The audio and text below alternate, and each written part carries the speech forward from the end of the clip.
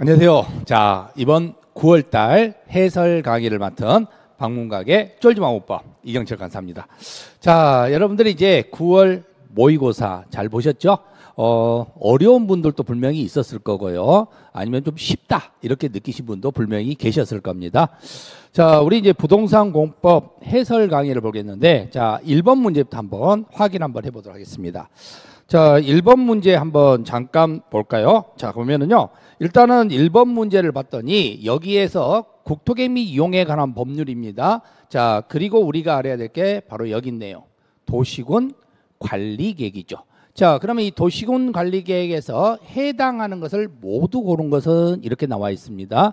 그러면 이제 우리는 여기에서 이 관리라는 말하고 여기에 해당되는 걸 찾아라는 건데, 자, 도시군 관리계획은 쉽게 말해서 용도 지역, 용도 지구, 용도 구역에 대한 지정 변경 문제가 있었고요. 지구 단위 계획 지정 변경과 지구 단위 계획 문제가 있었고요. 그리고 기반 시설의 설치 정비 개량 문제가 있었죠. 거기에 해당되는지 여부를 확인하면 되는 겁니다. 자, 그런데 여기 보니까 도시 개발 사업 정비 사업. 자, 여기서 정비 사업에 관한 내용이 들어가 있네요. 자, 그리고 수산자원 보호구역, 여기는 용도구역에 대한 지정 변경이죠. 그러면 여기 자리에가 수산자원 보호구역이 들어가든 개발제한구역이 들어가든 시가와 조정구역이 들어가든 입체복합구역이 들어가든 다 상관이 없다라고 보시면 되겠고요. 기반시설의 설치, 정비, 개량에 관한 경우 나와 있습니다. 자, 그러면 이제 기역, 니은, 디귿 이렇게 구성이 되는데, 여러분들이 이런 걸 풀 때는 일단 하나 보고 하나를 선택하시면 됩니다. 다 보고 선택할 수도 있지만 빨리 풀 수 있는 방법이, 자, 기억은 다 들어가잖아. 그러면 일단은 기억. 그러면은 세 군데가 지금 나와 있죠. 자, 니은도 들어가네요. 니은. 그러면 이제 3번과 5번 둘 중에 답이 될 거 아니에요. 근데 디귿이 들어갔잖아. 그러면 디귿. 자, 그러면 이제 결국은 3번이냐 역시 5번이냐 또 문제가 되겠죠. 이때 시범 도시는 아니죠. 그래서 결국은 답은 3번 이렇게 풀어주시면 된다는 겁니다. 자, 이 문제는 뭐 여러분들이 쉽게 풀 수 있죠. 난이도 하급 문제이기 때문에요. 자, 두 번째 문제는 국토개 및 이용에 관한 법령에서 광역도시계획입니다. 자, 우리 광역도시계획과 관련된 문제는요, 지정 문제하고 수립 문제에서 출제를 하죠. 지정할 수 있다가 되는 거고, 수립하여야 한다, 수립할 수 있다 문제가 있을 텐데요. 자, 일단 문장에서 지정할 수 있다 그랬으니까 문제될 거 없습니다. 자, 그런데 누가 지정하냐가 중요하지. 봤더니 지정권자는요, 바로 두 가지 경우가 나오죠. 그죠? 국토교통부 장관과 도지사. 그러면 여기에 해당되는 경우가 틀렸죠. 그래서 이 문장은 틀린 지문이다라고 볼 수가 있겠고요. 자, 두 번째 관련되어 있는 경우에는 광역 계획권이 나와 있는데, 자, 뒤에 문장에서 수립한다 문장이 나오는데요. 자, 수립한다는 수립할 수 있다도 맞고 수립하여야 한다도 맞습니다. 그러면 이제 우리가 일반적인 생각을 했을 때 국토교통부 장관이라는 사람이 나온다. 자, 국토교통부 장관이 나온다 그랬는데 수립할 수 있다에서는요, 지정권자하고 수립권자가 함께 나오는 공동으로 하는 경우만 나오죠. 그런데 수립하여야 한다 할 때는 두 번 나오죠. 국가계획인 경우 하고 그냥 국토교통부 장관이 나옵니다. 근데 국토교통부 장관이나 도지사 이런 지정권자가 수립하여야 한다 이런 문장이 나오면은 반드시 연도가 나오죠. 몇 년? 3년. 그래서 봤더니 이렇게 넘어가 보니까 2년이 나왔으니까 틀렸네요. 그러면 3번 지문을 봐보세요. 똑같은 지문이잖아요. 국토교통부 장관이 나왔는데 수립한다라고 되어 있습니다. 그런데 여기서 몇 년이 나와 있다는 거예요. 3년. 그럼 여기 문장은 옳은 지문이 되는 겁니다. 자, 그때 우리는 하나 더 봐야 된다는 겁니다. 국토교통부 장관이 절대 그냥 안 나와. 바로 시도지사 문제잖아. 그러면 시도지사의 문제니까 바로 앞에 가서 봤더니 시장 군수가 나와 있잖아요. 그럼 시장 군수가 나오는 순간에는 국토교통부 장관은 나올 수가 없죠. 그죠? 누가 나와야 돼? 도지사가 나와야 되잖아요. 그렇죠? 그래서 3번 지문도 틀린 지문이 돼버리는 겁니다. 자, 4번 지문과 관련된 것은요, 광역계획법과 관련돼 있고 공동으로 수립한다 그랬습니다. 자, 우리가 공동으로 수립하는 것은 두 가지 방식이 있어요. 수립하여야 한다가 나올 때는요, 두 개 이상, 시도가 나오든 시장군수가 나오든. 그런데 수립할 수 있다가 나오면은 그때는 수립권자와 지정권자가 공동으로 하는 거죠. 뭐에 의해서? 수립권자 요청에 의해서. 자, 그런데 이 지문에서는요, 시도지사가 한다 그랬잖아. 이건 원칙이지. 수립하여야 한다. 요 지문에 의해서 이루어졌기 때문에 여기는 문제될 게 없겠죠. 자, 그런데 다섯 번째는 국가계획이 나오고, 국가계획이 나오면 볼 것도 없어. 무조건 국토교통부 장관. 그렇죠? 그러면 이때는 국토교통부 장관이 직접 또는 관계중앙행정과 공동을 한다. 틀렸죠. 국가계획 나오면 무조건 누구라고? 국토교통부 장관. 그래서 답은 4번. 이렇게 여러분들이 풀어주시면 되는 겁니다. 자, 그리고 43번 문제를 보면은요, 43번은 극상 문제입니다. 그러니까 우리가 풀 필요가 없죠. 그죠? 그래서 일단 넘어가겠고요. 그리고 44번 문제가 나왔는데 44번 문제도 극상 문제입니다. 그래서 이것도 역시 풀지 않고 넘어가겠습니다. 자, 45번 거기죠. 자, 45번 문제는요, 성장관리계획 나와 있습니다. 자, 성장관리계획은 계획동네입니까? 이용동네에 있습니까? 이건 이용에 있는 겁니다. 그렇죠? 그러니까 이건 계획이 아니야. 그러면은 성장관리계획은 도시군관리계획하고는 상관이 없습니다. 그렇죠? 자, 그런데 이 성장관리계획과 관련되어 있는 것에서는요, 지구단위계획하고 비교를 해야 되죠. 지구단위계획은 계획동네에 있어. 근데 지구단위계획은요, 바로 우리가 뭔가 특산품을 개발하려고 하는 그런 부분들을 지구단위 계획이라고 생각하시면 돼. 그러면 지구단위 계획은 특산품을 개발하려고 하는 거니까 여기는 강화가 아니라 완화, 개발이기 때문에. 그러면 성장관리 계획은 뭐냐? 특산품이 없어. 그럼 어떻게 해야 되겠어요? 뭐 다른 걸로나마 우리가 개발을 해야 되겠지. 그래서 다른 사람들이 유치하지 않는 뭐 교도소를 유치한다든가 이런 경우를 바로 성장관리계획이라고 생각하시면 됩니다. 그러면은 이 교도소 유치, 성장관리계획 이렇게 딱 매칭을 시켜놓고 보니까 결국은 성장관리계획도 교도소를 유치해가지고 우리는 뭐 하겠다는 거야? 개발하겠다는 거야. 그래서 이것도 역시 완화. 그래서 지구단위계획도 강화가 나오면 X, 그리고 성장관리계획도 강화가 나오면 X가 되죠. 그런데 이 성장관리계획과 관련되어 있는 부분에서는 바로 완화 문제인데 건폐율도 완화, 용적률도 완화. 그때 여기서 물어본 것은 건폐율을 완화시킨다 그랬잖아요. 근데 건폐율을 완화시키는 경우는요, 두 가지적 문제가 있습니다. 바로 계획관리지역인 경우에는 50% 범위에서 완화시켜. 원래 계획관리지역은 얼마죠? 40. 그런데 50%까지 완화시켜준다는 거고, 그럼 나머지 지역들은 얼마냐? 바로 우리가 교도소를 유치할 수 있는 곳은요, 사람들이 별로 없는 곳이잖아. 그럼 어디다 유치해야 되겠어요? 녹관, 농자에다 유치해야 되겠죠? 그때 녹관, 농자는 20%입니다. 건폐율이. 근데 20%를 30%까지 해주겠다는 거예요. 대신 보전지역은 빼고. 아시겠죠? 그래서 보전지역 그러면은 당연히 보전녹지지역, 보전관리지역, 자연환경 보전지역 이런 지역들은 그대로 20%를 유지하는 겁니다. 그래서 결국 계획관리지역에서 50%가 되고 보전지역을 뺀 나머지 지역들에 대해서는 30% 문제가 생기겠죠. 그래서 50에서 30 해서 3번을 찾아주시면 되겠죠. 자, 46번 문제 한번 봐보세요. 46번 문제는요, 도시군 계획시설입니다. 자, 여기서 매수 청구 물어봤잖아요. 자, 우리는 도시군 계획시설과 관련돼서 10년이 지났는데도 불구하고 사업을 하지 않으면 인가신청이 없을 때 지목이 대인 경우에는 매수 청구할 수 있다. 자, 이게 머릿속에 들어있어야 되고요.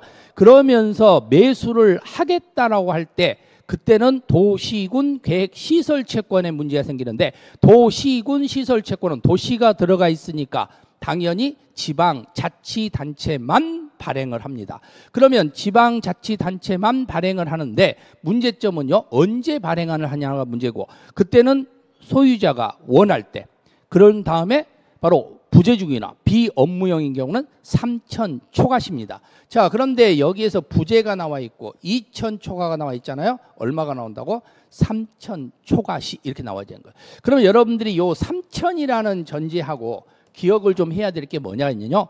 만약에 매수를 안 하겠다 그러면은 그때는 몇 층 이하가 되죠? 3층 이하가 되지. 그래서 3천 3층 그래서 3이 나온다는 거 기억하시면 돼. 매수 안 하면 3층 이하, 매수하면 3천만 원. 아시겠죠? 자, 이거 여러분들이 구분해서 보신다면 결국 틀린 것은 1번. 자, 나머지 문장에 여러분들이 파악을 할 수가 있는 거고요. 특히 도시군 계획시설 채권은 상환기간이 10년이죠. 그리고 우리가 여기도 많이 출제를 하는 부분인데요. 2년이 나오면은 매수하여야 한다. 6개월이 나오면은요. 그때는 알려야 한다. 그렇죠? 6개월은 알리는 거고 2년은 매수하여야 한다. 자, 2번도 지목이 대인 경우니까 잡종지는 포함하지 않는다. 뭐 이렇게 참고하시면 될 것 같습니다. 자, 47번 문제입니다. 기반시설 부담구역의 문제인데, 자, 기반시설에 해당하지 않는 거. 자, 이것도 우리 출제 많이 됐던 문장이잖아요. 그렇죠?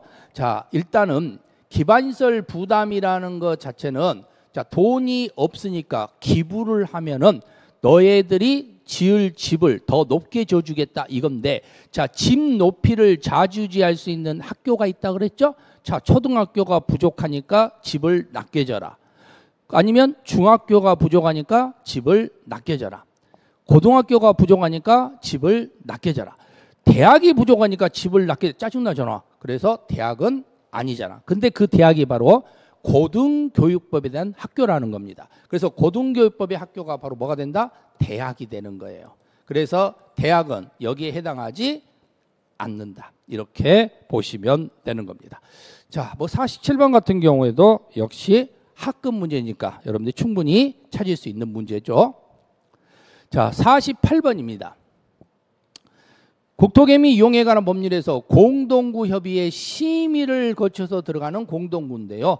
자, 우리는 선이나 관은 다 땅속으로 들어가야 되죠.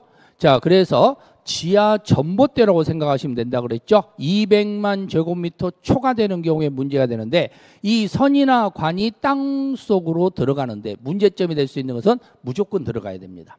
하지만 두 가지 경우에 대해서는요, 공동구 협의의 심의를 거쳐서 들어갈 수도 있고 안 들어갈 수도 있고요.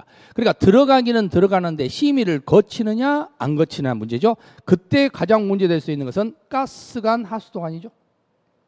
그래서 답은 2번 이렇게 보시면 되겠죠. 자, 이런 문장도 뭐 학급이니까 절대 틀려서는 안 되는 겁니다. 자, 49번 문제입니다. 49번과 관련되어 있는 문제는요, 지금 용적률을 물었어요. 자, 그럼 우리가 용적률, 건폐율 외웠던 걸 써먹어야 되는데, 외운 사람들은 어찌 보면은 하급이 될 수 있어요. 근데 안 외운 사람들은 상급이 될 수도 있을 겁니다. 자, 근데 중요한 것은 외웠다 하더라도 문제점이 앞에 있는 단어는 잘 모른다는 겁니다. 뒤에 것만 안다는 거죠. 자, 그런데 앞에는 하나밖에 없기 때문에 고르기는 어렵지는 않을 수도 있을 겁니다. 자, 일단 봤더니 여기에 니은, 디귿, 리을인데 우리는 일반 주거지인데요. 자, 기본적으로 용적률은 100부터 시작합니다. 100, 150, 200, 250, 300 그리고 준이 500이죠.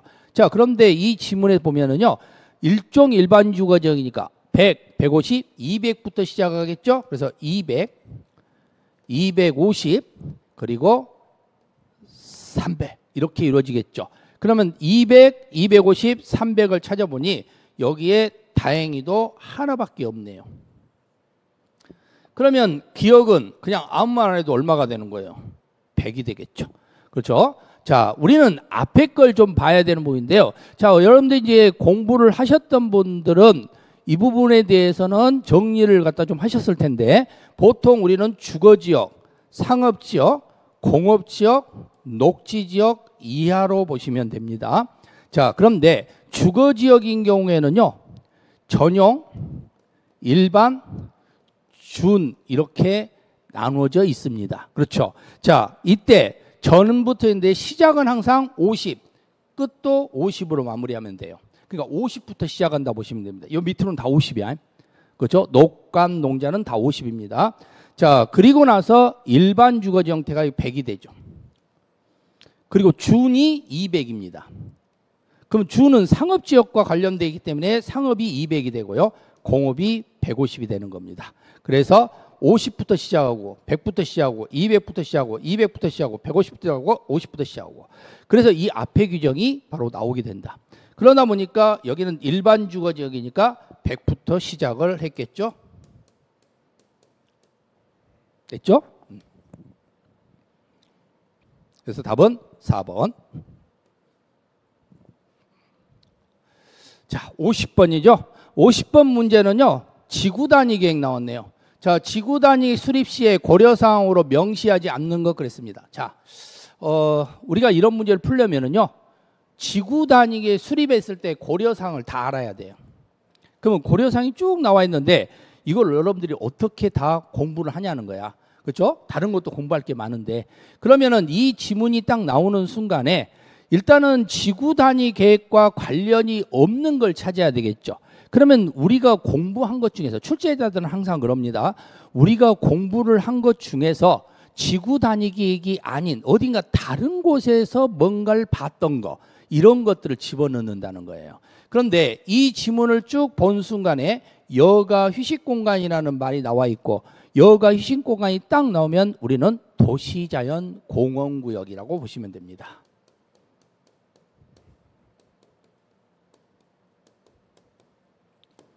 그러면 도시자연 공원구역의 문제가 여기에 나와 있으니까 여가 휴식 공간과 관련되어 있는 내용은 바로 지구 단위 계획하고는 상관이 없다. 그럼 답은 1번. 자, 그래서 이런 부분들이 여러분들이 배웠던 것을 활용해서 보시는 문장이다라고 보시면 되겠죠. 자, 51번 문제는 극상이니까 배제하겠습니다. 자, 52번 마지막이네요. 그렇죠? 국토개미 이용에 관한 법률 마지막인데요. 자, 여기는 도시군 관리 계획의 결정권자가 다른 것은 하고 나와 있습니다. 자, 그러면 이제 우리는 도시군 관리 계획의 결정권자는요, 원칙적으로는 시도 대도시시장이죠. 예외적으로는요, 국토교통부 장관. 그런데 수산자원 보호구역은 해양수산부 장관이에요. 그럼 대부분 수산이 나오면은 좀 다른 경우가 생길 텐데 수산은 안 보이네. 자, 그런데 첫 번째 문장이 개발 제한 구역의 지정입니다. 국토교통부 장관만 할 수 있습니다. 자, 두 번째 문장에는 도시자연공원구역입니다. 바로 도시자연공원구역. 우리 앞에 문제에서 봤잖아요. 도시자연공원구역은요, 여가 휴식공간으로 우리 동네 공원을 조성하는 거예요. 우리 동네 공원 조성할 때는요, 장관이 밤나라 배나라 할 수가 없습니다. 그러면 여기는 누가 빠진다? 장관이 빠집니다. 근데 여기는 누가 들어갔죠? 국장이 들어갔습니다. 그러면 3번만 풀면 답은 나오겠네. 그렇죠? 자, 국가계획이 나왔잖아요. 국가계획이 나오면요, 무조건 국장입니다. 자, 그러면 결국은 여기 문장에 국토교통부 장관이 입안까지 했다고까지 명시해 놨잖아요. 그럼 국장밖에 없지. 그러면은 답은 2번이죠. 그러니까 밑에까지 안 봐도 되는 거지. 그럼 밑에도 봤더니 뭐가 돼 있고 국가계획과 연계되어 있는 거고 마지막은 시도에 걸쳐 있는데 그런데 여기에서는 국토교통부 장관이 입안을 해버렸네요. 그렇죠? 자, 그래서 이런 부분들을 정리하시면 되겠죠. 답은 2번. 자, 이번에 여러분들이 국토의 계획 및 이용에 관한 법률에 보시면요, 무려 3개가 여러분들한테 극상 문제가 지금 출제가 됐습니다. 그렇죠? 자, 그러다 보니까 자, 3개 정도 빠지면 9개가 남았겠죠. 그럼 9개 중에서 하나 정도는 실수한다 하더라도 나머지 8개는 맞춰줘야 된다는 겁니다. 자, 53번인데요. 자, 53번 문제는 도시개발구역이에요. 도시개발구역과 관련되어 있는 문제인데 도시개발구역에서 전제될 수 있는 경우 자 숫자를 넣어놨죠. 자 그런데 여기 보게 되면은 이상이라는 문장이 나오는데 자 우리는 이 숫자와 관련되어 있는 문장에서요 고마운 경우가 있는 경우가 바로 이 도시개발법과 관련되어 있는 부분에서 바로 항상 공이 나오면 우리 공법에서 이 공업이라는 숫자가 아니 공업이라는 게 나오거나 공장이 나오거나 이렇게 공이라는 게 나오게 되면 3하고 친합니다. 그런데 이상이라고 한 경우에는요 공업이 나오면 공업만 3만이 되는 거고 나머지는 3만이 아니야. 그러면 이때 구성되니까 여기는 공업이 나와 있고 공은 무조건 3만이 되는 겁니다. 자 그래서 디귿번은 3이 되겠지. 근데 나머지는 3이 나오면 안 돼. 그런데 여기도 3이 나왔고 여기도 3이 나왔고 여기도 3이 나와버렸네. 3은 공업만 나와야 된다 했잖아. 그럼 답은 1번밖에 없죠. 나머지는 다 1만이 나온다는 겁니다. 자 여기는 이제 도시 지역에 한해서 문제가 되는 것이기 때문에 여러분들이 이런 문장에서는 찾을 수 있는데 만약에 비도시 지역으로 나오게 되면은 30만 제곱미터라든가 아니면 초등학교 4차로 문제가 나오면 10만 제곱미터라든가 이런 문제가 비도시 지역에는 나오기 때문에 조금 난이도성이 높아질 수는 있습니다. 자, 54번입니다. 54번은 도시개발 사업의 시행에 관한 설명으로 옳은 것 물어봤네요. 항상 옳은 것 그러면 이렇게 뭐 동그라미 한 2개 정도 치고 아니면 동그라미 치고 틀린 것 그러면 X 표시하고 이렇게 하시는 게 가장 좋습니다. 자, 1번 문장 보시면요. 지방자치단체는 도시개발 사업자의 시행자가 될 수 없다라고 우선 되어 있는데 시행자 될 수 있죠? 두 번째입니다. 토지 소유자가 도시개발구역을 지정을 제한하려는 경우 대상 구역의 면적이 나왔어. 자, 우리가 보통 면적이 나오잖아요. 그러면 3분의 2. 틀렸죠? 자, 세 번째 문장입니다. 시행자 변경 문제가 나왔잖아. 시행자 변경이 나오면은요, 이때는 어떻게 한다 했어요? 1인이 이사하는 경우라 그랬죠? 자, 그래서 인가 신청하는 경우는 1년, 사업을 착수하지 않는 경우는 2년인데 여기는 4가 나왔네. 그러면 2, 4가 나와야 되는데 3, 4가 나왔으니까 틀리죠. 그죠? 자, 그래서 3번 문장도 틀렸고요. 자, 4번과 관련된 것은 국가철도공단입니다. 공단은 공기관이죠. 자, 공기관은 시행자가 됩니다. 그렇죠? 그래서 민간기관이든 공기관이든 국가 지방자치단체든 다 시행자가 될 수 있다 그랬잖아요. 자, 5번째는 지방공사죠. 자, 지방공사는 조성된 토지의 분양을 주택법에 따른 주택건설 사업자에게 대행할 수 없다 그랬는데 자, 일반적으로 똘마니들이라고 했잖아요. 이 똘마니들 공사가 뭔가를 할 수 없으면 민간인한테 얼마든지 위임할 수 있다 그랬죠. 자, 그렇게 해서 이 지문에서 옳은 것은 4번. 자, 그래서 여러분들이 54번과 관련되어 있는 내용에서는 바로 이 공단이라는 게 공기관은 시행자가 될 수 있느냐 없느냐 여부를 확인하는 문제라고 볼 수가 있습니다. 자, 55번입니다. 55번은 도시개발 사업에 관련돼서 설립하는 조합에 관한 설명으로 옳은 것도 물어봤네요. 자, 우리가 조합을 설립하는데 조합을 설립할 때는 보통 지금 무슨 조합이에요? 개발조합이야. 자, 그러면 개발을 조합을 한다. 자, 여러분들이 기억을 해둬야 될 게 하나 있습니다. 개발 조합 문제가 발생을 하면은요, 기본적으로 7명 문제가 생기는 거예요. 개발 조합이. 자, 정비 조합은요, 5명 문제가 생기는 거죠. 그래서 이 기억자 보고 7자를 알아야 된다는 사실이죠. 자, 두 번째 문장에서는 금고 이상의 형을 선고받고 그 집행이 끝나지 아니한 자는 조합원이 될 수 없다라고 그랬는데, 자, 여기는 조합원은요, 태어나기만 하면 조합원이 될 수 있죠. 그런데 조합원이 아니라 조합 임원을 말하는 거지. 임자를 들어가야 된다는 겁니다.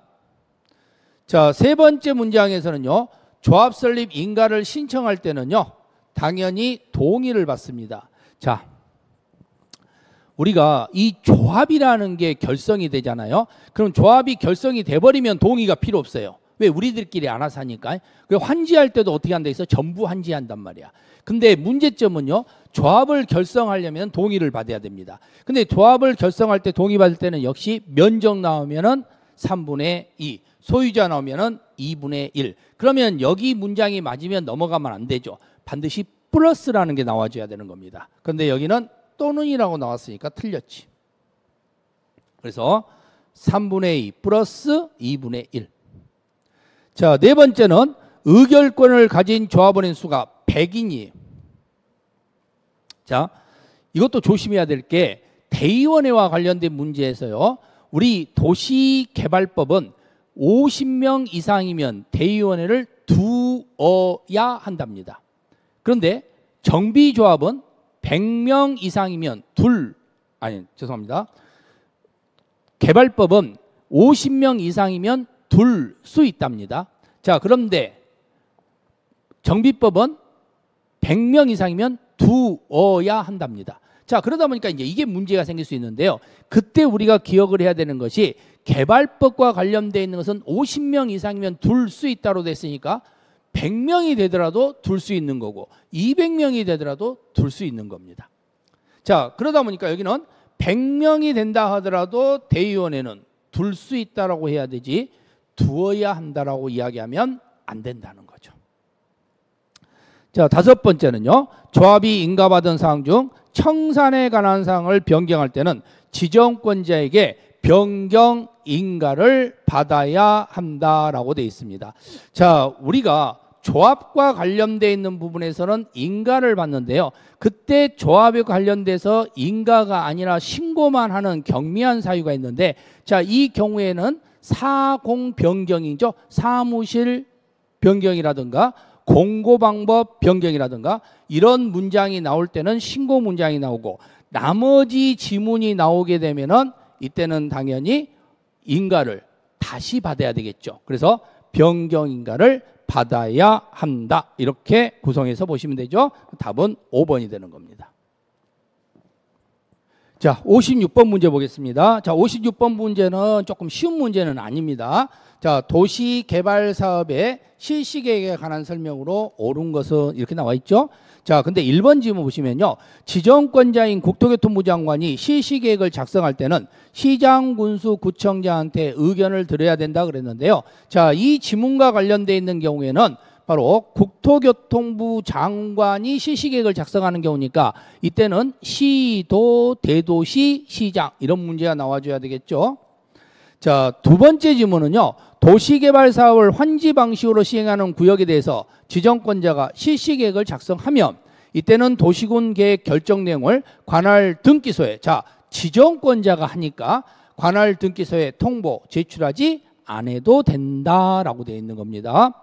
자, 세 번째 지문은요, 사업 시행자는 지정권자가 해당 실시계획에 대한 하수도법에 따른 공공하수도 공사 시행 허가를 위하여 관계 행정기관장과 협의한 경우는 해당 허가를 별도로 받아야 된다 그랬는데, 여기는 그럴 필요 없이 간주되는 규정입니다. 자, 네 번째군요, 인가를 받은 실시계획 중 사업 시행 면적이 100분의 20이 감소된 경우는 지정권자에게 변경 인가를 받을 필요가 없다 그랬는데요, 100분의 10이 됐을 때 받을 필요가 없죠. 그래서 10이 되는 거지 20일 때는 받아야 한다라고 볼 수가 있겠고요. 자, 다섯 번째는 지정권자는 전부 환지의 방식으로 사업 시행자가 도시개발구역 지정의 고시로부터 6개월 이내 실시계획의 인가를 신청할 때는 시행자를 변경한다 그랬는데, 이때는 6개월이 아니라 1년이 되죠. 연장이 6개월이 되죠. 그래서 6개월이 아니고 1년 이렇게 보시면 되는 겁니다. 자, 그러다 보니까 이 지문에서는요, 바로 2번이 정답이 될 수밖에 없겠죠. 여기는 좀 난이도가 있는 지문이기 때문에 이런 정도의 문제도 여러분들이 굳이 몰랐다 하더라도 상관은 없습니다. 자, 그리고 57번 문제는 극상 문제이기 때문에 빼겠습니다. 자, 58번입니다. 58번은 도시개발 채권에 관한 내용이고 옳은 거 찾아라 그랬죠. 자, 여기도 마찬가지로 지금 도시가 붙어있는 채권이에요. 항상 도시가 붙어있는 채권은 지방자치단체만 발행합니다. 그 소리는요, 민간인은 발행할 수 없다는 겁니다. 그러면 지방자치단체인 시도지사가 발행을 하는 게 도시개발채권이죠. 자, 근데 1번 문장 보면요, 도시개발채권의 매입 의무자가 아닌 자가 착오로, 자, 우리는 도시개발채권은요, 시도지사가 발행을 하니까 함부로 이것은 누구한테 마음대로 발행하는 건 아니고 살 사람이 정해져 있습니다. 매입할 사람이 정해지기 때문에 매입 의무가 의무화되어 있는 거예요. 근데 이 매입을 안 할 사람이 매입을 했으면 중도에 뭐에 대해서 돈을 줘야 되겠죠? 중도 상환이 가능하다. 이렇게 구성해서 보시면 되겠죠? 그래서 중도 상환할 수 없다 그랬으니까 틀린 문장이 되겠죠. 자, 두 번째 문장에는 시도지사가 도시개발 채권을 발행하는 경우 채권의 발행 총액에 대하여 국토교통부 장관의 승인을 받아야 된다 그랬는데요. 자, 우리가 시도지사가 발행하는 도시개발 채권은요, 바로 많이 발행하면은 안 되니까 감시를 해야 되는데 누구를 감시한다? 발행권자, 시도지사. 그럼 시도지사는 행정부고 행정부를 관할하는 것은 국토교통부 장관이 아니라 행정안전부 장관이죠.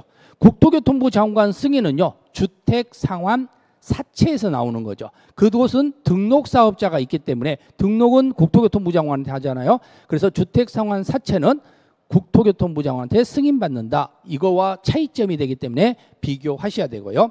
자, 그리고 도시가 붙어있는 채권은요, 일단 상환기간이 10년입니다. 그래서 도시군 계획 시설 채권도 10년 이내였고요. 도시개발 채권도 10년이 되는 겁니다. 그런데 도시개발 채권은 소멸시효 문제가 생기죠. 소멸시효 나오면 5년이 되기 때문에 5년에서 10년 이렇게 보시면 되고요. 이때 소멸시효와 관련된 것은 공법은 소멸시효 나면 5년입니다. 그런데 이자만 2년이라고 보시면 되죠. 그래서 이때는 원금은 5년, 이자는 2년 이렇게 판단하시면 되겠고요. 그리고 5번 문장에서 토지 형질 변경 허가 문제가 나오는데, 자, 우리가 매입을 할 수 있는 의무권자가 있는데 매입 의무권자에서 바로 개발행위 허가에서 나올 수 있는 경우에 바로 토지 형질 변경에 한해서만 매입의 의무가 있더라. 그래서 매입하여야 한다. 이 지문이 옳은 지문이다라고 볼 수가 있겠죠. 그래서 58번은 5번 이렇게 구분을 하시면 됩니다. 자, 59번 문제입니다. 자, 59번은 도시 및 주거환경 정비법 문제고요. 자, 이 지문부터는 우리가 쉬었다가 다음 시간에 연결시켜서 보도록 할게요. 잠깐 쉬었다가 보겠습니다. 자, 이제 59번 문제죠. 도시 및 주거환경 정비법인데요. 자, 도시 주거 환경 정비 기본 계획과 관련된 문제가 나오고, 자, 여기에 대해서 틀린 것하고 물어봤네요. 그렇죠. 자, 그러면 1번 문장에는요, 도지사가 대도시가 아닌 시로서 기본 계획을 수립할 필요가 없다고 인정하는 시에 대해서는 기본 계획을 수립하지 아니할 수 있다라고 돼 있네요. 자, 두 번째 문장을 봤더니 도시계획 수립권자는 기본계획에 사회복지시설 및 주민문화시설의 설치계획을 포함하는 경우에는 정비구역의 계략적인 범위, 단계별 정비사업 추진생을 생략할 수 있다라고 썼는데, 자, 생략 자체는 할 수가 없죠. 이거. 자, 3번은 기본계획을 수립한 경우, 자, 이 지문을 잠깐 보시면은요, 일단은 보통 주민이 나오면 거의 14일이에요. 그래서 주민 나오면 14일인데 우리 정비법에서요, 주민이 나오면서 14일이 아닌 게 한 번 있습니다. 그게 위반이에요. 그런데 여기는 수립이 나왔으니까 이 문장이 옳은 문장이지, 만약에 앞에 정비계획의 위반이라는 말이 나오면서 주민이 나오면 30일이 된다는 거. 그것도 여러분들이 조금 같이 기억을 해 두셔야 되겠죠. 자, 4번 지문에서는 건폐율 용적률에 대한 건폐율에 대한 밀도 계획이 포함되어야 한다라고 되어 있네요. 자, 5번은 대도시장이 아닌 시장은 기본계획의 내용 중 공동이용시설에 대한 설치 계획을 변경하는 경우는 도지사의 변경 승인을 받지 아니할 수 있다. 자, 요 지문도 마찬가지로 여러분들이 쉬운 지문은 아닙니다. 그렇죠? 그래서 답은 2번이다. 이 정도 보시면 될 것 같습니다. 그래서 여기도 뭐 그렇게 중요 부분에서 여러분들이 뭐 틀린다고 하더라도 크게 문제되지는 않습니다. 그래서 이 정도까지 하기는 공부하기는 쉽지가 않죠. 자, 60번입니다. 60번과 관련된 내용에 대해서는요, 조합 설립 등에 관한 설명으로 가로 안에 들어갈 내용을 바르게 나열한 거 나와 있네요. 자, 그런데 여기서 여러분들이 좀 주의를 해야 될 것이 바로 재개발 사업이라는 문제가 나와 있는데요. 자, 우리가 조합이 결성될 수 있는 것은 세 가지 문제점이 있죠. 재개발이 있고, 그리고 재건축이 있습니다. 근데 재건축은 단지 안이 있고 단지 밖이 있죠. 자, 그런데 재개발과 관련되어 있는 문제점인데 이때는 전제될 수 있는 부분이 면적이 나오는 경우하고 그리고 소유자가 나오는 경우인데 소유자가 나오면 대부분 4분의 3이죠. 그리고 면적이 나오면서 재개발은 2분의 1이 되는 거죠. 자, 그러면 4분의 3과 2분의 1과 관련되어 있는 경우가 나오는데요. 만약에 이 자리에가 재건축이 나오고 단지 밖이 나온다면 이때는 4분의 3, 3분의 2가 나오죠. 근데 단지 안이 나온다면 그게 올해 바뀐 내용으로서 100분의 70, 100분의 70이 나온다는 거. 그래서 이 앞에 문구가 뭐가 나왔냐에 따라서 달라진다는 것도 역시 알아두셔야 되고요. 그 다음에 사업 시행계획의 작성, 변경, 의결의 총회 문제가 있는데 자, 여기는 중요한 내용이죠. 그래서 우리가 뭐 창립 총회를 한다든가 시공자 선정에 대한 취소 총회를 한다든가 이런 경우도 다 마찬가지로 100분의 20 이상에 의해서 직접 출석을 해야 된다는 사실, 이걸 알고 있는가를 물어보는 문제다라고 볼 수가 있겠죠. 답은 4번입니다. 자, 61번 문제는요, 극상 문제이기 때문에 빼겠습니다. 자, 62번 문제입니다. 도시 및 주거환경 정비법에서요, 정비 기반 시설이 나오는데 자, 이 정비 기반 시설에 해당하지 않는 것 이렇게 나와 있습니다. 일단은 이 정비 기반 시설과 관련되어 있는 것은 우리 아파트 단지에 꼭 있어야 될 시설들을 이야기하는 건데요. 이때 중요한 경우는 정비 기반 시설과 공동 이용 시설인데 공동 이용 시설에 들어가 있을 때 혼동이 될 수 있는 게 있죠. 그게 바로 광장이라든가 주차장이라든가 공원이라든가 이런 부분에서 문제가 될 수 있기 때문에 광장, 주차장, 공원도 정비 기반 시설에 들어간다는 사실 꼭 알아두셔야 되겠죠. 자, 그러면 이 문장에서 뭐 주차장은 정비 기반 시설이라는 거, 공공공지도 정비 기반 시설이라는 거. 그런데 공동으로 사용하는 구판장은 여기는 공동 이용 시설이 된다는 사실이죠. 자, 그래서 답은 5번 이렇게 보시면 되는데요. 그런데 또 하나 알아둘 것은 공동 이용시설 안에는 유치원이 없다는 것도 같이 비교를 하시면 되겠죠. 자, 63번입니다. 63번과 관련된 것은요, 정비 사업에 대한 준공인가와 이전 고시에 관한 설명으로 옳은 것 하고 물어봤습니다. 자, 시장 군수 등이 아닌 사업 시행자는 정비 사업에 관한 공사를 완료할 때는 시장, 군수 등에게 준공인가를 받아야 됩니다. 자, 두 번째는요, 사업 시행자는 대지 및 건축물의 소유권을 이전하고자 할 때는 그 내용을 당해 지방자치단체에 공보에 고시한 후 국토교통부 장관에게 보고하여야 한다라는 문장을 가지고 있는데요. 자, 여기서 여러분들이 주의해야 될 것은요, 국토교통부 장관 자체까지 보고할 필요는 없죠. 그럼 누구한테 해야 되겠어요? 시장, 군수 등 이렇게 보시면 되겠죠. 자, 그래서 시장 구수 등에게 보고한다고 생각하시면 돼요. 그래서 여기도 시장 구수 등, 여기도 시장 구수 등. 자, 세 번째 문장 보세요. 여기는 소유권 취득 문제가 나오고 소유권 취득이 나왔다 그러면 취득 나오면 항상 다음 날 취득이죠. 자, 그래서 고시 한 날, 그러니까 틀렸습니다. 다음 날 취득한다 이렇게 봐야 돼요. 그러니까 취득 나오면 무조건 다음 날이에요. 그런데 도시개발법에서 채비지 취득을 할 때는 그때는 어떻게 하냐 해서 등기를 마쳐야 된다 그랬지. 그래서 채비지만 등기 마칠 때고 나머지 취득은 전부 다 다음 날 그냥 자동적으로 취득하게 되는 겁니다. 자, 네 번째 문장 보시면요. 사업 시행자는 준공인과 공사 완료 고시가 있을 때는 60일 이내에 이렇게 문제가 나와 있습니다. 그렇죠? 자, 그런데 여기도 한번 여러분이 주의를 해야 될 게 토지의 분할 절차를 거쳐 관리처분계획에 정한 사항을 분양을 받을 자에게 통지하고 대지 또는 건축물의 소유권을 이전하여야 한다 그랬는데요. 자, 이 지문에서 60일이 아니라 지체 없이라는 겁니다. 이것도 솔직히 쉬운 지문은 아닙니다. 그래서 지체 없이라는 형태. 그래서 여러분들이 여기 1번, 2번, 3번, 4번 중에서도 여러분들이 쉬운 지문은 솔직히 3번이에요. 그죠? 그래서 3번 정도는 틀리면 안 되는 거고요. 자, 그 다음에 5번 지문을 보시면은 사업 시행자가 이전 고시가 있을 때는요, 등기 촉탁 문제가 발생되는데, 자, 여기도 마찬가지죠. 정비법에는 지체 없이 촉탁하는 거고, 개발법에는 14일 이내에 촉탁하는 거죠. 그러니까 지체 없이라는 말이 나왔으니까 답은 5번이구나 라고 볼 수가 있겠죠.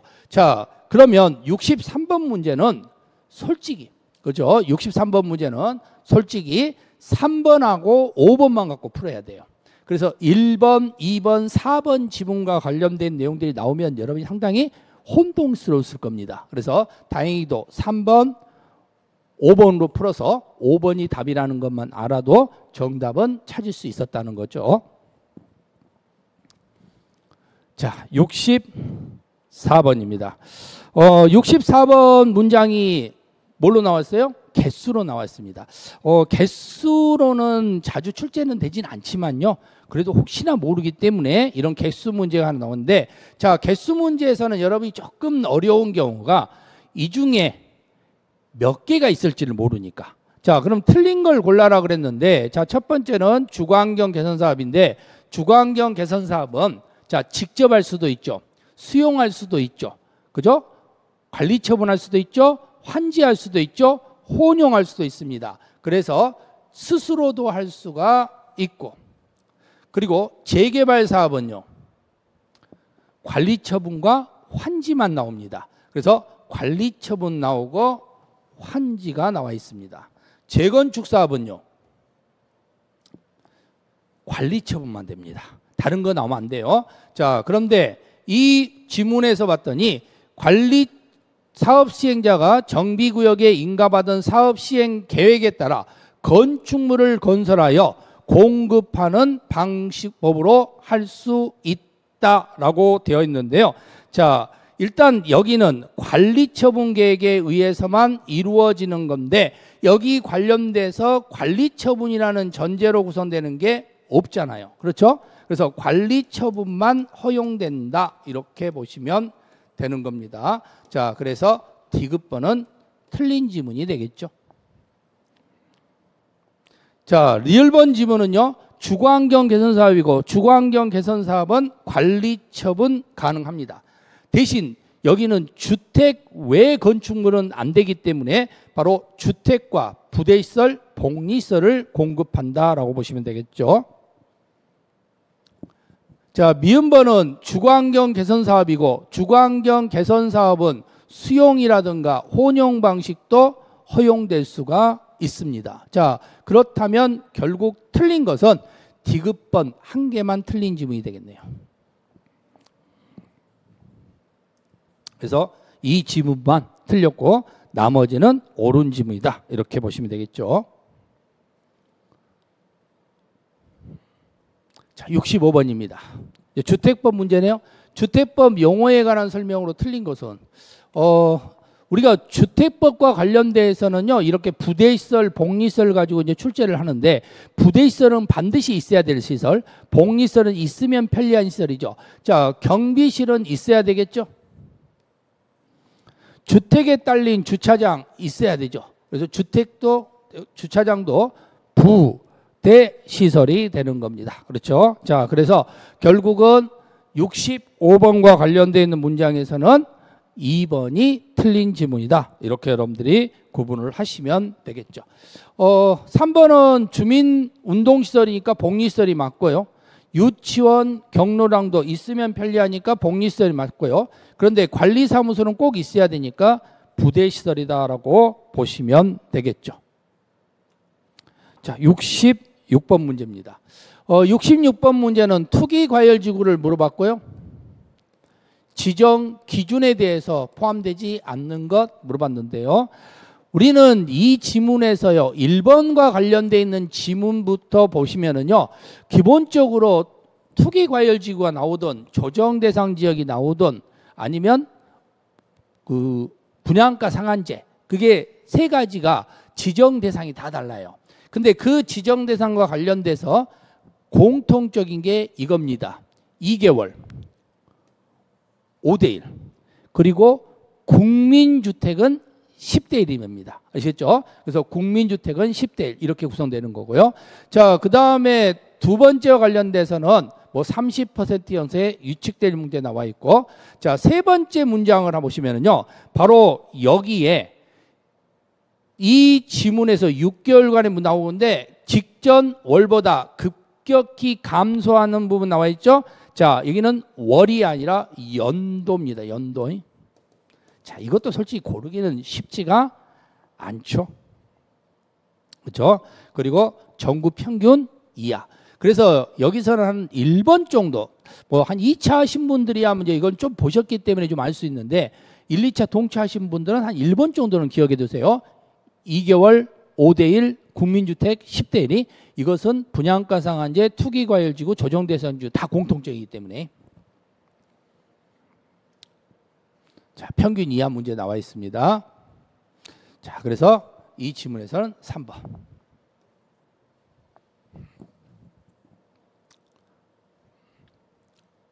67번.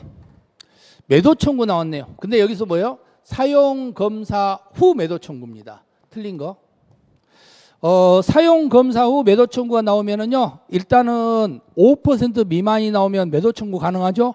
자, 그런데 그렇지 않으면 뭐 소송 문제가 생기고, 소송 문제가 생기면 4분의 3 이상의 동의를 받아요. 누구?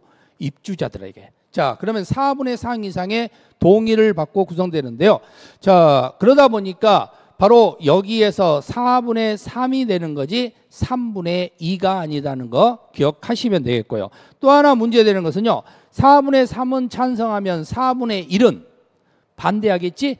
그래서 반대했다 하더라도 같은 아파트에 살기 때문에 소송에 대한 패배에 대해서 바로 영향을 미친다. 이게 중요한 겁니다. 우리 공법은요, 미친다가 나오면 다 X예요. 근데 딱 하나만 미치는데 바로 사용 검사 후 매도 청구일 때만, 이때만 영향을 미친다. 이것만 좀 조심하시기 바랍니다. 자, 나머지와 관련된 것은 시가 5% 미만, 그리고 만약에 금액이 큰다면은 사업주체에게 구상권을 주장할 수 있다 그랬죠. 자, 그래서 답은 4번. 자, 2년 이내 송달 문제 나와 있습니다. 자, 68번은 극상이니까 빼겠습니다. 자, 69번입니다. 토지 임대부 분양주택 나왔네요. 옳은 거. 자, 여기는요, 일단 1번에서 답을 가르쳐 줬죠. 보세요. 임대차 기간 문제가 생기는데, 임대차 기간과 관련되어 있는 부분에는 바로 토지 임대부 분양주택이잖아. 근데 토지 임대부 분양주택과 관련되어 있는 것은요, 건물이 죽을 때 갱신하는 거예요. 그러면 건물이 죽을 때 갱신하는 거기 때문에 죽을 사자인 40년 문제가 생긴다 그랬죠. 그래서 임대차 기간도 40년이고 갱신도 40년인데 몇 퍼센트? 75% 이상이 청구를 해야 됩니다. 그래서 청구는 3분의 2가 아니라 75%라는 겁니다. 답은 일단 2번도 틀렸다라는 걸 볼 수가 있겠네요. 그 답이 1번도 틀렸고 2번도 틀렸고. 자, 그 다음에 3번 지문과 관련된 거 보시면요. 일단은 임대차 기간과 관련되어 있는 기간 동안은 지금 토지 임대부 분양주택이잖아. 그럼 토지 임대부 분양주택이니까 어떤 문제가 발생되겠어요? 여기 위에다가 건물만 올린 거잖아. 그러면 건물만 올렸으니까 땅 주인하고 건물 주인은 다르겠지. 그러면은 그것은 지상권을 설정한 것으로 본다. 이렇게 봐야 되겠죠? 자, 그래서 이 지문만 옳은 지문이 되겠네. 자, 4번과 관련되어 있는 지문에서는요. 토지 임대부 분양주택을 양도하는 경우 시도지사에게 해당 주택의 매입을 신청할 수 있다 그랬는데요. 자, 여기서도 여러분들에게 조금 어려운 문장인데요. 자, 우리가 토지 임대부 분양주택이 나오면서 주택 매입을 신청하는 것은 한국토지주택공사입니다. 시도지사 아닙니다. 그래서 한국토지주택공사다 이렇게 보시면 돼요. 자, 5번과 관련된 것은 임대료 증액인데 그 증액과 관련된 것은 2년이죠. 이 정도. 자, 70번 문제 볼게요. 주택조합이네요. 틀린 것. 자, 1번 지문을 보면은 지역주택조합 또는 직정주택조합은 그 사업계획의 승인을 받은 후에는 해당 조합원을 교체하거나 신규로 가입할 수 없다라고 되어 있습니다. 자, 근데 2번 지문 보시면 이의 경우에는 조합원의 수가 주택건설 예정세수를 초과하지 아니하는 범위 내에서 시장군수 구청장으로부터 국토교통부령에 정하는 바에 따라 조합원의 추가 모집의 승인을 받은 경우에는 조합원을 교체하거나 신규로 가입할 수 있다라고 되어 있습니다. 자, 이게 원칙이겠죠. 이게 예외겠죠. 자, 그런데 중요한 경우는요. 우리는 조합이라는 것 자체를 구성시키다 보면은 인가라는 걸 받게 되고 인가를 받게 되면 인가 후에 문제가 발생될 건데요. 그러면 설립 인가를 받는다면 조합 설립 인가를 받고 그 후에는 바로 신규로 가입할 수 없는 게 원칙이라는 겁니다. 그래서 사업계획 승인을 받은 후가 아니라 바로 설립 인가 받은 후 이렇게 나와야 되겠죠.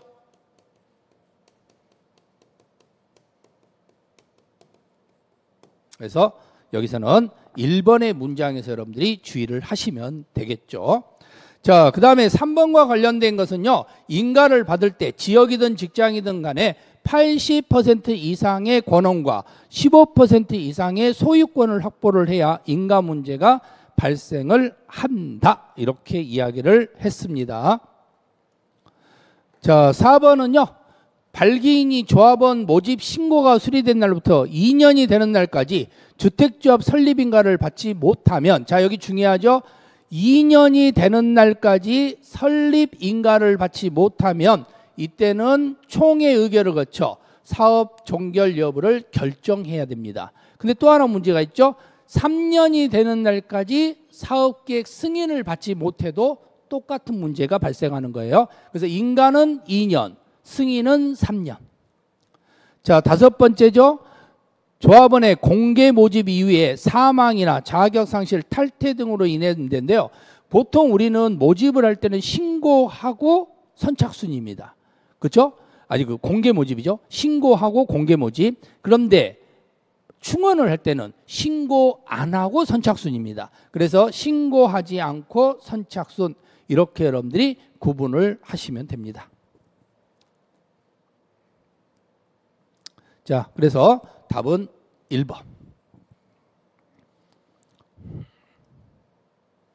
자, 71번 문제 볼게요. 자, 71번은 주택건설 사업에 관한 사업계획 승인에 관한 설명으로 틀린 것하고 물어봤습니다. 자, 1번과 관련된 것은요. 분할이 나와 있고 분할이 나와 있으면은 뭐가 분할이죠? 공구잖아. 공구는 300세대 이상, 분할 나오면 600세대 이상.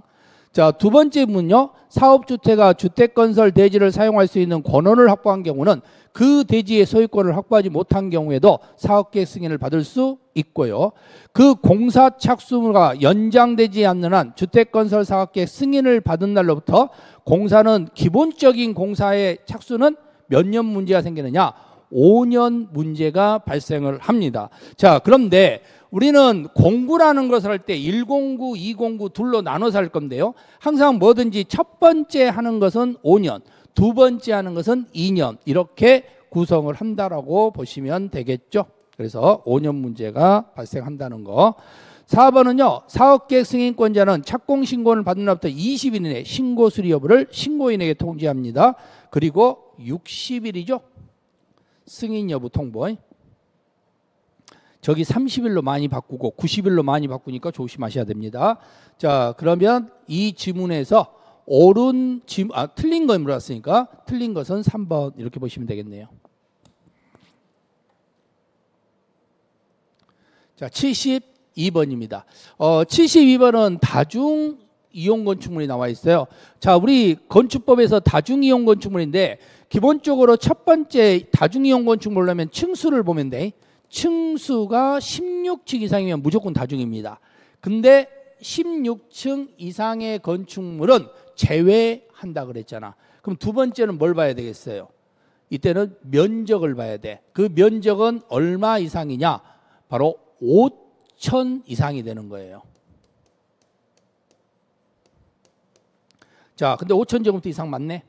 그러면 세 번째는 뭘 봐야 되냐? 용도를 봐야 돼. 자, 용도와 관련돼서 5천이 넘어도 다중이용 건축물이 아닌 게 있죠. 그게 뭐가 있어요? 교육시설, 장례시설, 위락시설, 그죠? 관광 휴게시설, 노유자시설, 운동시설, 요 6가지는 5천이 넘어도 뭐가 된다 있어요. 이때는 준다중이 됩니다. 그렇죠? 자, 그러면 또 하나가 더 봐야 돼. 근데 이게 아니야. 그죠? 여기 6가지 해당 안 돼. 그러면은 이제는 용도에 대해서 세분을 봐야 되는 겁니다. 자, 그 세분적인 근거가 문화 및 집회시설군이 나오면 그때는 뭐에 한해서만 문제 있어요?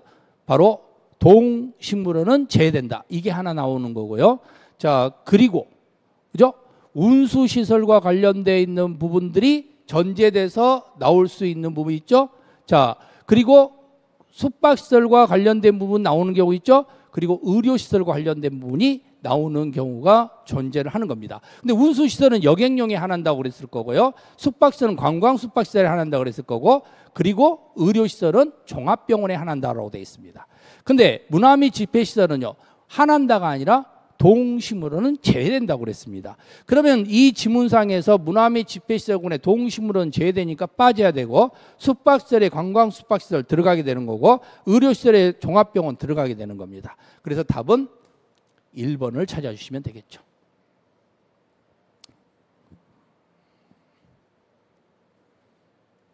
자, 73번은 극상 문제니까 배제하겠습니다. 자, 74번과 관련된 것은요, 허가 대상 건축물입니다. 근데 신고를 하면 건축 허가 받은 것으로 모두 고른 것은 하고 물어봤어요. 자, 근데요, 일단 첫 번째로 문제는 될 수 있는 경우가 바로 80제곱미터의 증축이 나와 있는데, 자, 2층까지는 85제곱미터 이내의 증축, 개축, 재축입니다. 3층부터는요, 연면적의 10분의 1만 허용하고 있죠. 자, 그 부분을 알고 있는가를 물어본 거고요. 자, 두 번째는 대수선이 나오게 되면은 200 미만, 3층 미만이죠. 그래서 200제곱미터 미만이면서 3층 미만인 경우가 나오는 겁니다. 근데 예외가 있죠. 바로 주요 구조부 수선. 자, 주요 구조부 수선은 내기, 바보, 지, 주가 주요 구조부인데요. 내력벽이라든가 기둥이라든가 바닥이라든가. 근데 바닥 안에는 방화가 포함됐고요. 기둥이 있죠.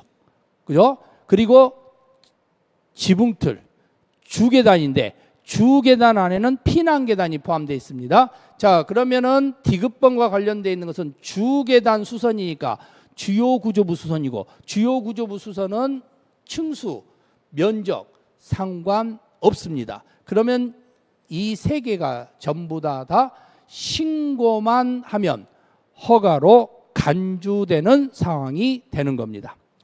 자, 그런데 리을번과 관련되어 있는 것은요, 바로 건축물에 대해서 연면적 합계 문제인데 여기는 100제곱미터, 연면적 합계가 100제곱미터 이하여야 되는데 여기는 150제곱미터라고 하니까 요거 하나가 틀렸네요. 그렇죠? 그래서 기어, 니은, 디귿 1번이 답이 되겠죠.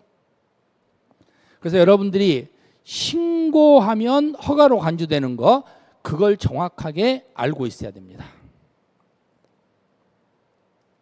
자, 75번 문제는요, A광역시 B구에서 무슨 시설을, 판매 시설을 사용 승인받은 바닥면적 합계가 3000제곱미터의 용도 변경이다 라고 되어 있네요. 옳은 것 찾아라 그랬습니다. 자, 일단은 판매 시설은 영업 시설이죠. 그리고 유락 시설은 문화 시설입니다. 그렇죠?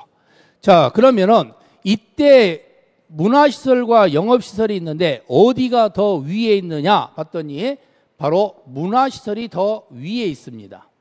그러면 허가 문제가 발생을 하겠죠. 그래서 허가를 받아야 한다라고 되어 있는 겁니다.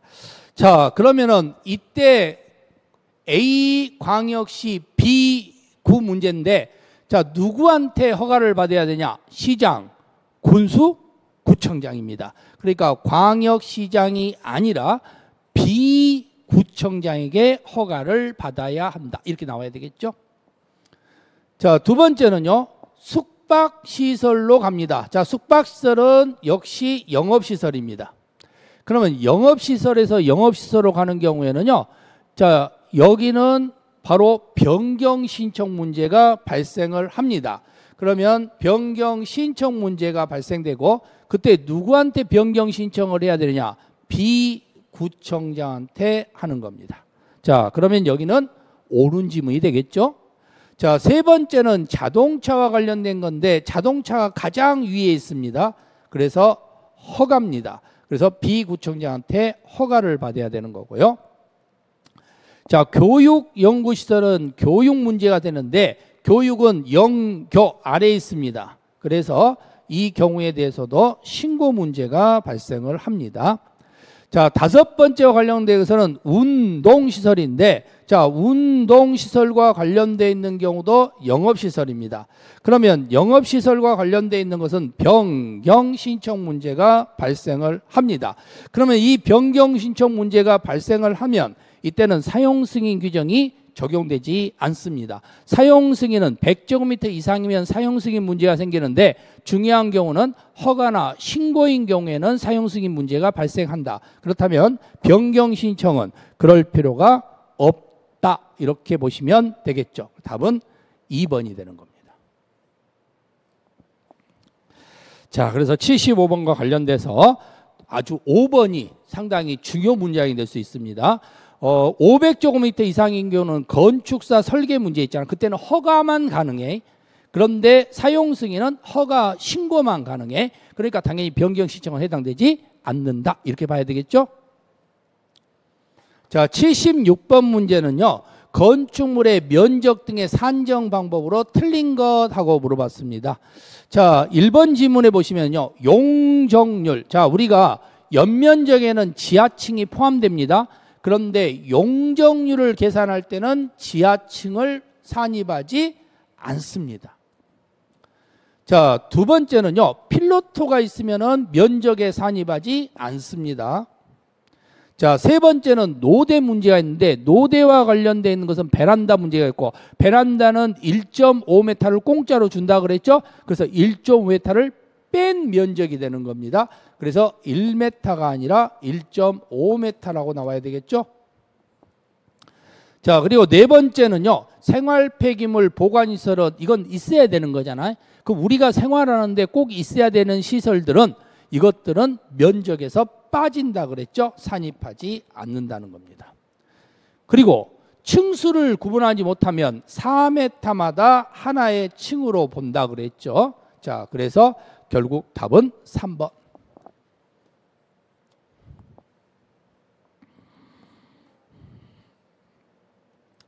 자, 77번입니다.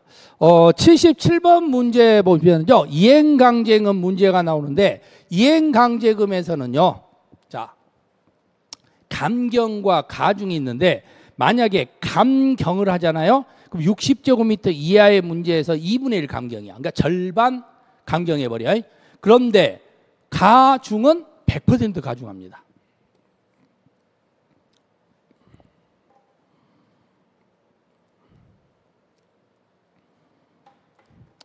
자, 78번은 극상 문제니까 빼겠습니다.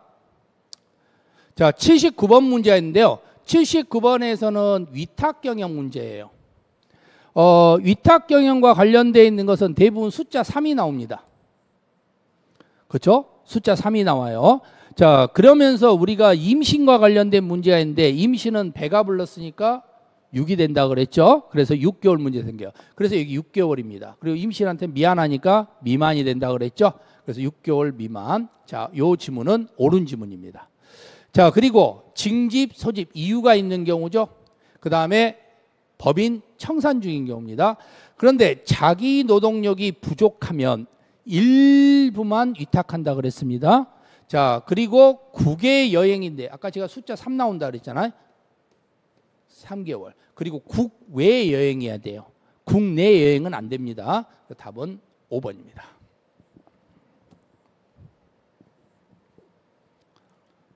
자, 80번 문제는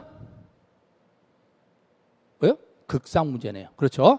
자, 그러면 이렇게 해서 여러분들이 바로 9월달 모의고사 해설 강의를 모두 마치도록 하겠습니다. 자, 여러분들 이제 문제 풀면서 느꼈을 겁니다. 자, 이게 좀 쉬운 문제도 있고 어려운 문제도 있어요. 근데 제일 중요한 건 딱 하나예요.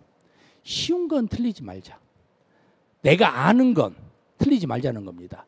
그러니까 시험 끝나고 나왔는데 아, 실수했어. 최대한 이 실수를 줄여야 된다는 겁니다. 지금은 다른 거 없어요. 새로운 건 알려고 하지 마시고 기존에 알았던 걸 잊어먹지 말자. 자, 여기까지 쫄지마 문법 이경철이었습니다. 수고하셨습니다.